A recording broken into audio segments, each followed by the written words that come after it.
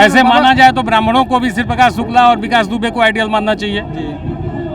लेकिन ऐसा बुद्धिजीवी ब्राह्मण बुद्धिजीवी समाज है, किसी हत्यारोपी को अगर आइडियल माना जाए तो उसकी मानसिकता को देखिए, उसकी सोच को देखिए कि वो किस तरह का तरह उस छोटे बच्चे निरीह बच्चों के साथ कत्लेआम लोग किए हैं। मेरे ख्याल से तो लोग शेर बकरियों का उस तरह कत्लेआम नहीं करते होंगे जिस तरह उस अबोध बालक के साथ लोग किए हैं। और देखिए, मैं कह रहा हूं कि सरकार उन्हें दंड दे या न दंड दे, लेकिन ऊपर वाला यदि वास्तविक में इस धरातल पर होगा तो उस परिवार को इंसाफ जरूर मिलेगा। मैं एकदम दिल से कह रहा हूँ। हत्या करने वाला कभी घर पर नहीं रहेगा। अगर किसी का हत्या करता है तो घर छोड़कर परिवार लेकर भाग जाएगा। कि बहुत सारे लोग दूर दूर से आए हुए हैं और बिहार से भी ये चंदन तिवारी जी आए हैं, बिहार से सासाराम से आए हुए हैं। तो चंदन तिवारी जी जो नरसंहार हुआ है उसके बारे में क्या कहिएगा? और बिहार से भी कुछ भेड़ू गजेड़ी टाइप के लोग आ रहे हैं यहाँ पे। हाँ, संतोष रेणुआ चौध है वो तो मैं उसके बाद चौध है, उसको तो मैं खिलाफ हूँ और हमेशा उसको तो गाली करता हूँ। वो बस जात के लिए लड़ता है और उसका जो जिस जाति से आता है पता नहीं चलता कौन सा जाति का। पहले तो दो संतोष रेणु और विकास राज वहाँ का बोला है, गजेड़ी उसको बोलते हैं लोग। गजेड़ी भंगेड़ी। आप मेरा वीडियो देखे होंगे, हमारे कम से कम 5 वीडियो है वो लोगों पे। और गंजेड़ी भंगेड़ी और संतोष रेणु भेड़ू, हम उसको तो रेणुआ कहते हैं। अच्छा, बाउंस हो जाता है अपने ही समाज। सही है, पता है, अपने ही समाज को कोई पीड़ित परिवार का गया था, ब्लैंक चेक दिया था, वो भी क्या जात के थे। हाँ, तो वो तो रेणुआ भेड़ुआ मैं उसका जोरदार विरोध करता हूँ, क्योंकि हाँ जरूर होगा ऐसा। वो चुतियापा करता है, अपना कुछ भी कर देगा, अपना माँ बहन सब बेच देगा टीआरपी के लिए, व्यू बनाने के लिए। बिहार में क्या अस्तित्व है? बिहार में उसका जीरो अस्तित्व है, उसके समाज में ही कुछ अस्तित्व। बोलता है कि तेल खत्म हो जाता है तो सुने हैं कि तेल भरवाने के लिए लोगों से पैसा मांगने लगता है। पैसा मांगता है कि अरे अब क्या बताऊं, लोग गांजा बेचता है, नहीं पता है आपको?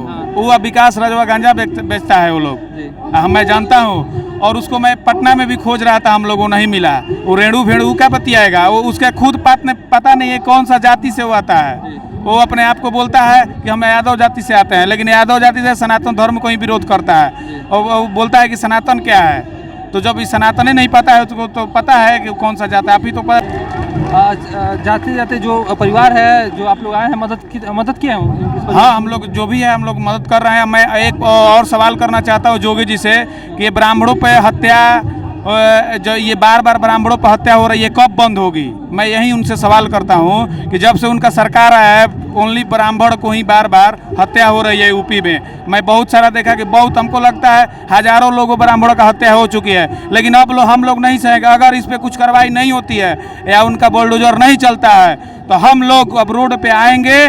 बिहार हो, यूपी हो, हर जगह से उनका विरोध स्टार्ट हो जाएगा।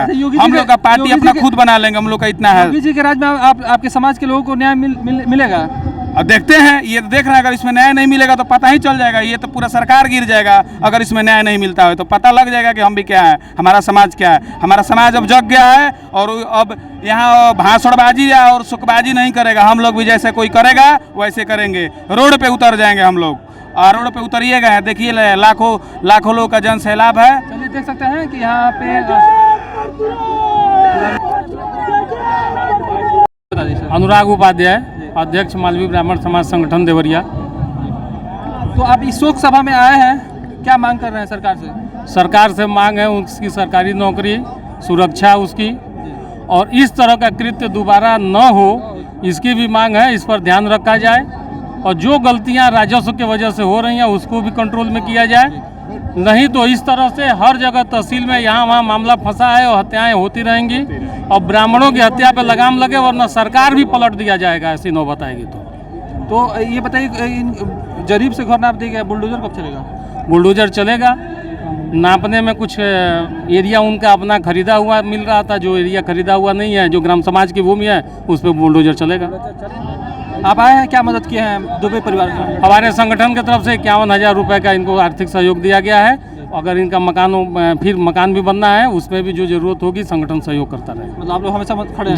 जी।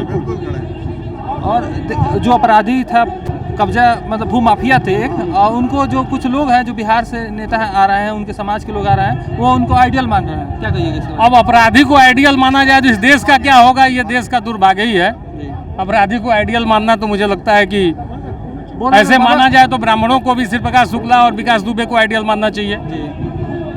लेकिन ऐसा बुद्धिजीवी ब्राह्मण बुद्धिजीवी समाज है, किसी हत्यारोपी को अगर आइडियल माना जाए तो उसकी मानसिकता को देखिए, उसकी सोच को देखिए कि वो किस तरह का आदमी है।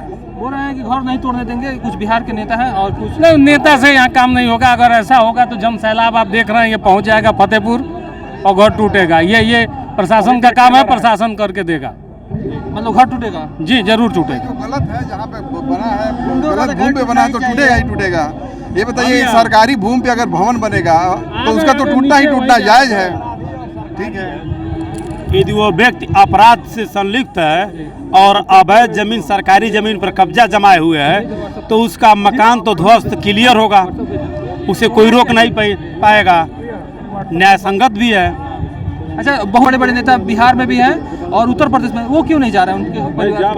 अब राजनीति के एंगल से देखा जाए तो हो सकता है मत जाए, लेकिन मानवता की दृष्टि से उन्हें जाना चाहिए। और रह गया सवाल कि दुबे जी का जहाँ परिवार है वो भाई इसीलिए नेता लोग नहीं जा रहे क्या? नहीं, दुबे जी के परिवार में लोग जा नहीं रहे हैं, बहुत जा रहे हैं। दुबे जी के यहाँ पूरी जनता उनके लिए 3 दिनों से उनके घर पे था, कोई नेता नहीं गया था। दुबे जी स्टार्टिंग कारण है, दुबे जी का परिवार का लड़का संदेह डर बस देवरिया में कहीं शरणार्थी है, तो उनके दरवाजे पर कोई है नहीं तो किससे कोई मिलेगा, बस उनके दरवाजे पर कोई है ही नहीं। अच्छा, एक एक करके नरसंहार कर दिया गया, इसके बारे में क्या कहिएगा? अब देखिए, छोटे बच्चे तक को भी नहीं छोड़ा गया, जो 5 साल या 6 साल के जो बच्ची, यही तो क्रूरता है, यही तो क्रूरता है। यदि इस तरह से क्रूरता समाज में यदि व्याप्त होगा तो मानव कहाँ जाएगा, इसको आप अंदाज़ा लगा लीजिए।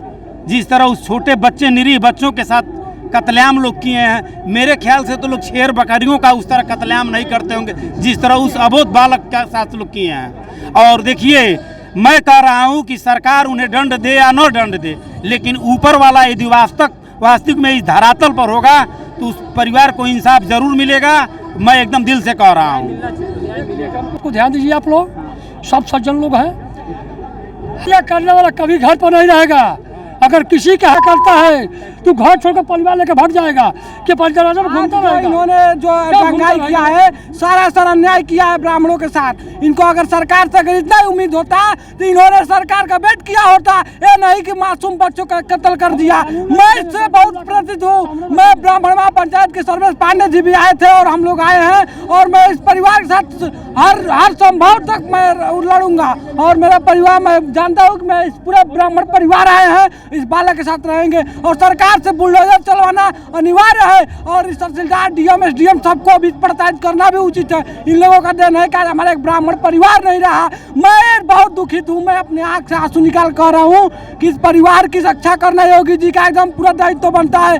अगर सरकार ने अगर हमारे अनुचित फैसला नहीं किया तो मैं इस सरकार को भी आने नहीं दूंगा। मैं इस ब्राह्मण परिवार से कहता हूँ कि ब्राह्मण परिवार इस सरकार को बिठा देगी और खुद परशुराम बन के आएगी आगे, नहीं तो हमारा कोई देखने वाला नहीं है। हम ब्राह्मण दूसरे को पद दिलाते हैं, खुद नहीं रहते, लेकिन इनको ये मालूम चलना चाहिए कि इन पास ताकत है। योगी जी को इस बात को मालूम चलना चाहिए कि ब्राह्मण के साथ हुआ है अन्याय को अन्याय दिलाना चाहिए। आज सलमणि त्रिपाठी इस देश के नहीं पूरे भारतवर्ष में इसलिए जाने जा रहे हैं कि गरीब और मसीहाओं के देवता माने जा रहे हैं। सलमणि जिंदाबाद, भारतीय जनता पार्टी जिंदाबाद, ब्राह्मण जिंदाबाद। जय परशुराम, जय परशुराम।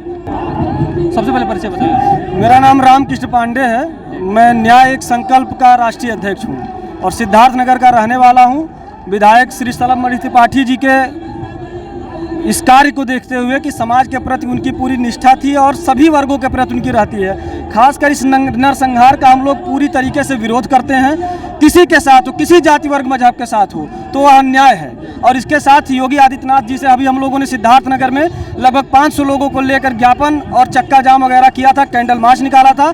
और आज सलमणि त्रिपाठी जी के निर्देशन में हम लोग यहाँ पर आए हैं और भारी संख्या में लगभग हम लोगों की 5 गाड़ियाँ सिद्धार्थनगर से आई हैं और पूरा इसका विरोध करते हैं कि पीड़ित के साथ न्याय हो। चलिए भैया, थोड़ा सा कैमरा आपसे, जो योगी जी का सरकार है इसमें ब्राह्मणों को न्याय नहीं मिल रहा है, इसके बारे में क्या कहिएगा? देखिए, न्याय सबको मिलेगा। योगी जी ने साफ साफ कहा है कि अन्याय हुआ है तो दोषी बख्शे नहीं जाएंगे। ब्रजेश पाठक जी ने भी लगातार ट्वीट, वही ब्राह्मण का घर रहता तो अभी तक ढह गया होता है। नहीं, कहीं ना कहीं न्याय मिलेगा, ये विश्वास है। इस बार चूकेंगे नहीं योगी जी, क्योंकि अगर ऐसा होता है तो 2024 बीजेपी पार्टी में है। भाई मैं किसी पार्टी का मेंबर नहीं हूं, आपको बता दूं, मैं एक संगठन चलाता हूं न्यायिक संकल्प, लेकिन 2024 का चुनाव अगर जो सिर्फ ओबीसी और पीडीए गठबंधन से चुनाव नहीं जीतेगी सरकार, भारतीय जनता पार्टी को इस पर विचार करना चाहिए और दोषियों का घर बुलडोजर से गिरवाना चाहिए। मैं मांग करता हूं इसकी। योगी जी जो है वो ब्राह्मणों को, मतलब जो उनका अंदर भावना है, ब्राह्मणों को मतलब उनके सरकार में न्याय नहीं मिला है कभी। नहीं, न्याय क्यों नहीं मिलेगा? आप देखिए, इस पे चस्पा हुआ, दोषियों के ऊपर कार्रवाई हो रही है। योगी जी, आपको लगता है कि बुलडोजर चलेगा? बिल्कुल चलेगा। गरीब से नाप के घर छोड़ दिया नहीं चलेगा तो हम लोग न्याय करने के लिए सक्षम है। पूरा ब्राह्मण समाज न्याय करने। बुलडोजर उस दिन लौट क्यों गया?